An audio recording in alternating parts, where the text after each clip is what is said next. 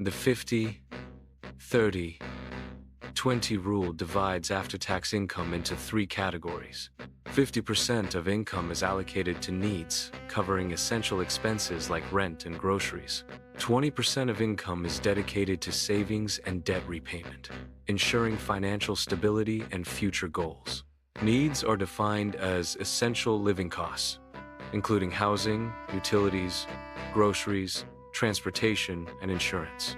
Wants encompass non-essential expenses such as dining out, entertainment, shopping, and hobbies, which enhance quality of life.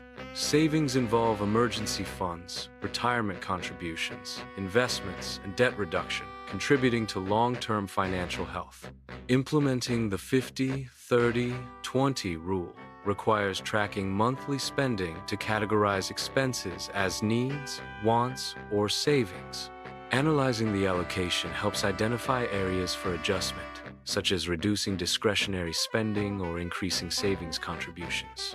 Automating savings transfers ensures consistent progress toward financial goals.